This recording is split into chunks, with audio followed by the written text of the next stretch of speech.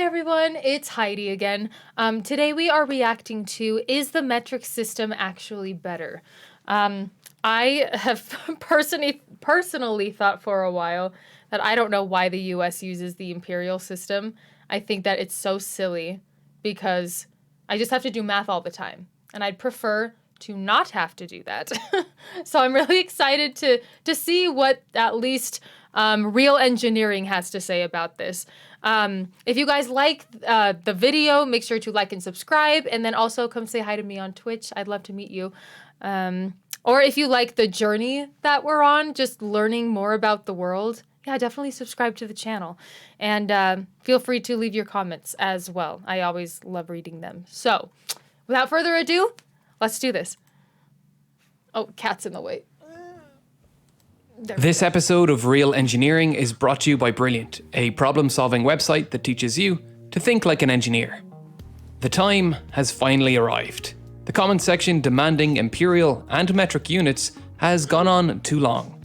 There can only be one measurement system. The British imperial system, like everything British, is based on antiquated units of measurement, like measuring your country's importance by counting the number of countries you have invaded and pillaged. A measurement that made sense 100 years ago, but it's time to move on. Weirdly, the British have mostly moved on from this method of measurement, and it is instead Americans who insist on holding onto it. Well, America, Liberia, and Myanmar, a prestigious trio. Now, I can already hear the people who refuse to wear masks in the comments. There are two kinds of countries, those that use the metric system and those that landed on the moon. You know who led the design team for the Saturn V? This guy. Listen to that deep Alabama accent. This weight dictates the amount of fuel and the numbers of motors. An American through and through. Ignore this photo of him. Those are just some German friends he made while on gap year in Europe. Look at all his friends. Let's count them. 1, 2, 3, Oh my gosh. 5, 6, 7, 8. 9 friends. A popular man. This Alabama native used metric. In fact, he despised British units. So much so that he designed a rocket during his gap year to fly to England to show them how great the metric system was. The Saturn V was designed, like nearly everything in NASA at the time, with a mixture of both metric and imperial units. Just read the mission reports for Apollo 11 for proof of this. It switches between inches and centimeters constantly. It's a mess. Anyone working with this report would have had to be hyper aware of what unit of measurement they were using. Most of the design and science work was done in metric before being converted to imperial for the manufacturing and operational staff. One of the most mind-boggling examples of this is the guidance computer. It was coded in metric. Meters and kilograms are the language of science. But to ensure the astronauts could intuitively understand what those calculations meant, the displays inside the lunar module had to be displayed in British imperial units. So, even back then, when computer power was extremely limited, the engineers had to waste precious computational time and power to conversion. And this isn't just a waste of computation power. Errors in conversion have led to an insane number of accidents through the years. Some of the most notable being in NASA. In December 1998, the Mars Climate Orbiter took off from Cape Canaveral aboard its Delta II rocket. Over the course of its 9.5-month journey, the orbiter needed to complete trajectory correction maneuvers to bring it into an optimal orbit insertion altitude of 226 kilometers.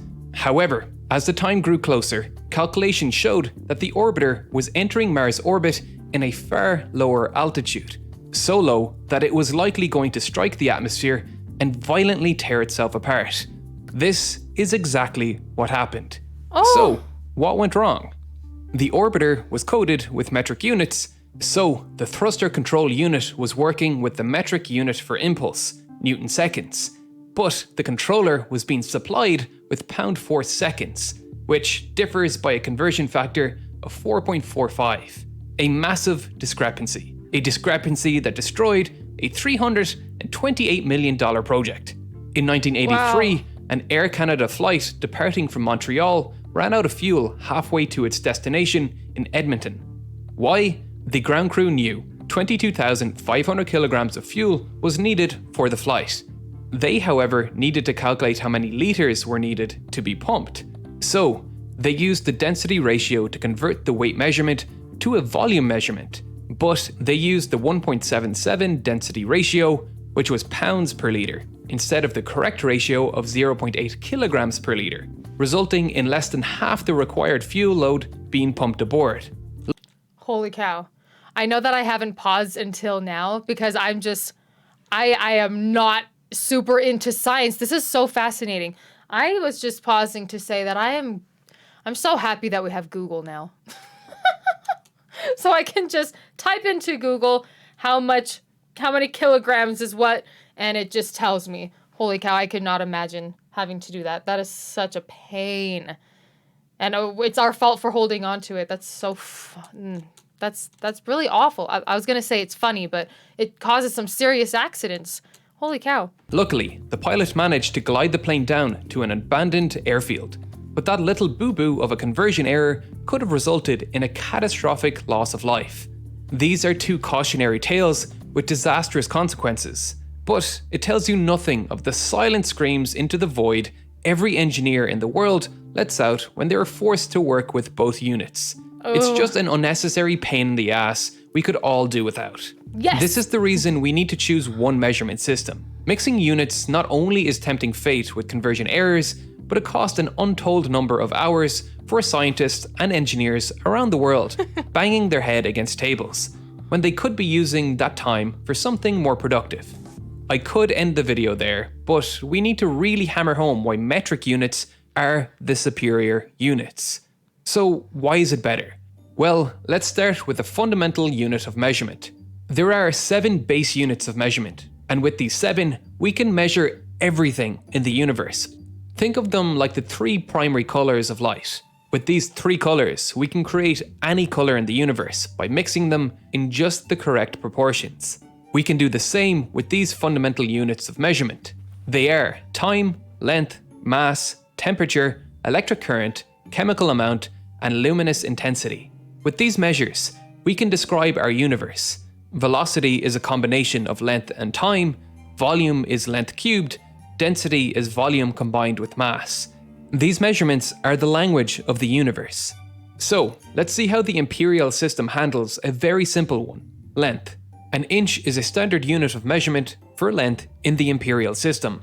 Let's imagine a scenario. You are designing a railing for a 1 mile long bridge. You, as a skilled and knowledgeable engineer, know that 2 half-inch bolts are more than enough to secure the railing down. The posts of the railing are 6 feet apart. Alright, how many inches are there in a foot? 12? So that's 72 inches. Every 72 inches we need 2 bolts. Our bridge is 1 mile long. How many feet is that?